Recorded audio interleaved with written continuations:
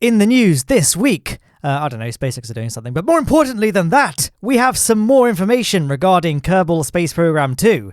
In an article for PCGamer by Wes Fenlon, the developers of KSP 2 have revealed a few more tidbits of information regarding the game's content.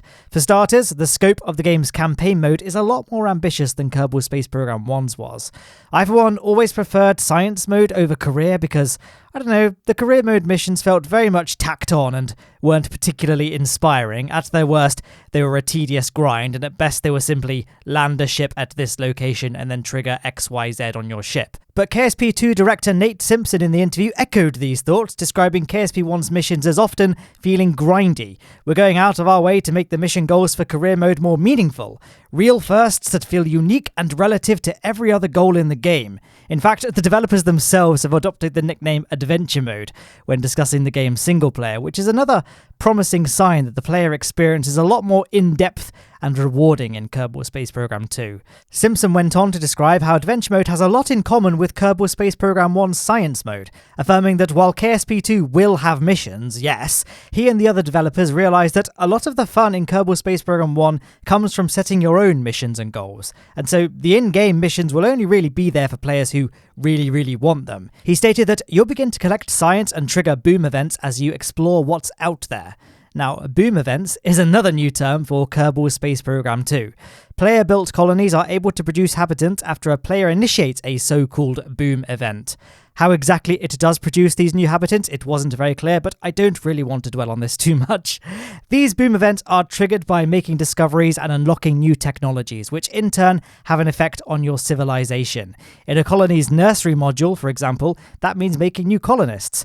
The article didn't elaborate too much further on what other effects, if any, boom events will have on a career mode playthrough, but following on from this, Simpson went on to say that the campaign is explicitly designed to be non-punitive, meaning that no matter how many rockets you send hurtling into the nearest populated village, you'll never reach a fail state where you run out of funds and have to restart. The article then proceeded to confirm that colonists will not require extensive micromanagement. Leaving one in a dangerous state without enough power or food won't cause a complete breakdown, but instead it will merely cause it to just underperform, allowing players who aren't that interested in the logistics side of colony building to focus on construction of their next death trap.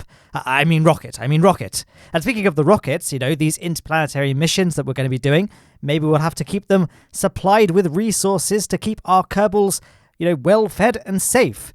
Again, this is all quite speculative. Now, the article then proceeded to talk a little bit more about the construction of vehicles themselves. Now, because of the vastly increased number of available parts in KSP2, the building UI, while still following the same basic format of the original game, has been refined as well. The article states that there's a new toolbar for finer control over selected objects, and parts within categories are arranged into size tiers, which Simpson stated was a necessity as they found that early playtesting revealed the game quickly became a find the part you're looking for simulator. There are a wealth of other quality of life features in the builder too.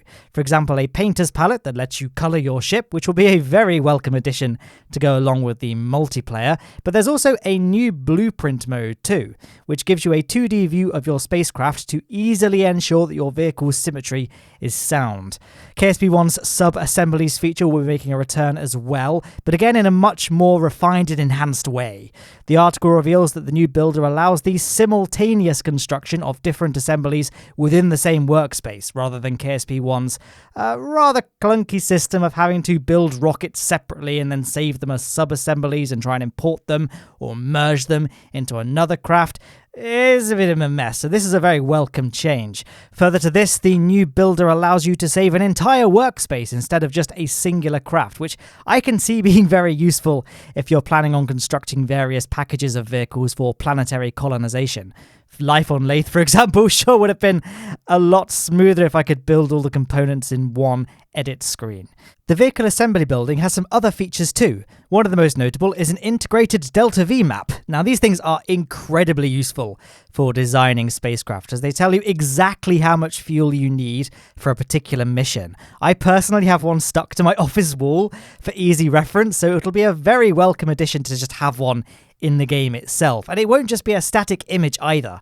The Delta V map will allegedly give you real-time information about how far your ship can fly, and it also allows you to set a destination, and then it shows you the best case velocity for each stage of your vehicle. And, your vehicles, they could be monstrous. As we know by now, the game will feature the ability to go interstellar and intergalactic as well, and the ships that will make these journeys will be vast behemoths, and you'll have to construct these in orbit. But you can also construct vessels within your ground colonies as well.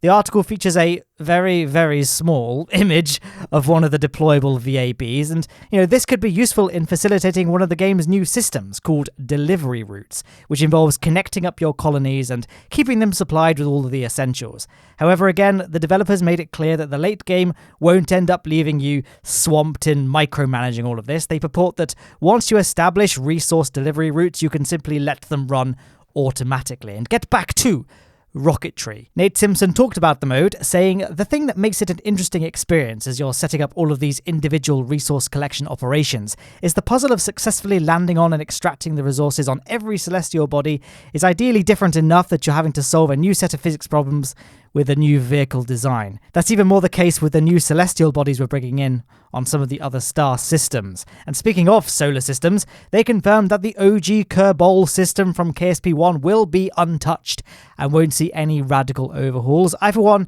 do hope that the mohole still exists, because, of course, that started out life as a terrain glitch, but then sort of became a feature.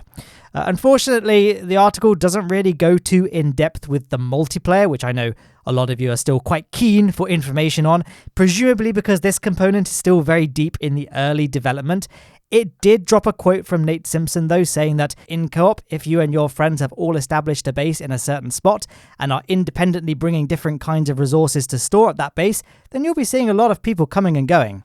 It's not a particularly informative quote, but it does imply that you could enlist the help of your friends to build vast colonies together and work as a unit to establish different delivery routes and supply chains. I think it's one aspect of the game that will be kept fairly close to the developers' chests, unfortunately, until close to release, but it is an aspect of the game that I'm very much looking forward to, and I'm very excited to hear more about it when we get our hands on that information. But that was pretty much this article.